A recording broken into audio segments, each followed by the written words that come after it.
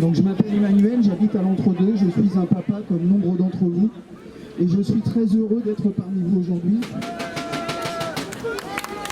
Je voudrais qu'on fasse une grosse expression de notre joie d'être ensemble aujourd'hui grâce aux organisateurs afin de pouvoir permettre à chacun d'entre nous comme moi de nous exprimer. J'aimerais que vous fassiez beaucoup de bruit s'il vous plaît.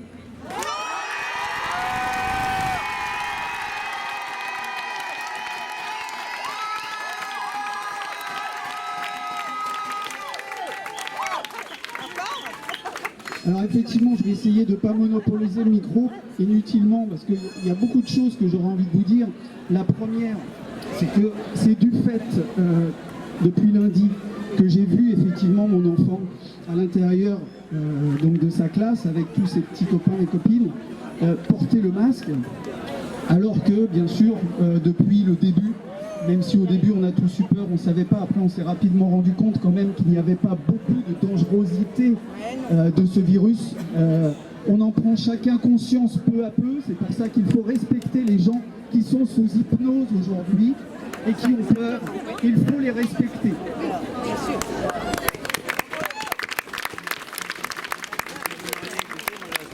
Donc depuis lundi que j'ai vu ça, effectivement ça fait un moment déjà que j'en avais un petit peu peur.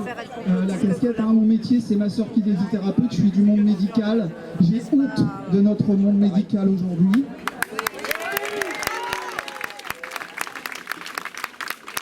Mais comme nombre parmi vous, qu'est-ce qu'on fait? Et bien effectivement, on a le loyer à payer, hein, on a les courses, on a à manger, etc. On a au quotidien, hein, on accepte parce qu'effectivement, effectivement, on est tenu par un certain nombre de choses.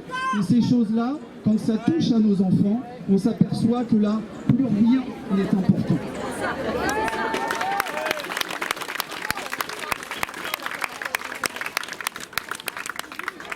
Donc j'avais deux choses importantes à vous dire. La première, c'est que si chacun d'entre nous, on peut tout simplement se positionner personnellement, mais aussi dans son milieu amical. On parlait de situations de famille difficiles. Moi je suis rentré en France encore là récemment, puisque j'ai mes parents qui sont âgés en France.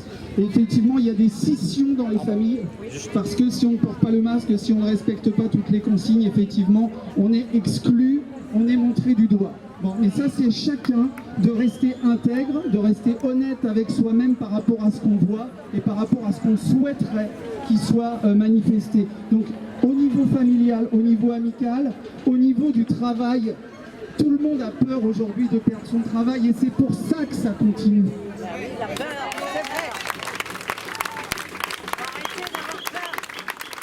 Les enseignants sont muselés parce que la hiérarchie leur dit d'appliquer ce qu'on leur demande.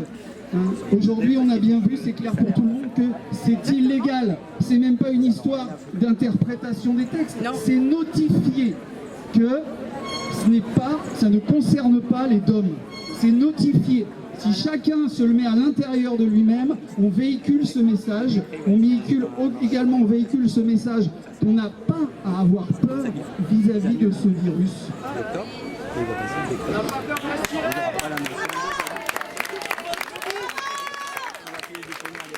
Voilà, donc j'avais dit que je me monopoliserai pas le micro trop longtemps, donc j'ai une question qui s'adresse à tous ceux qui peuvent y répondre.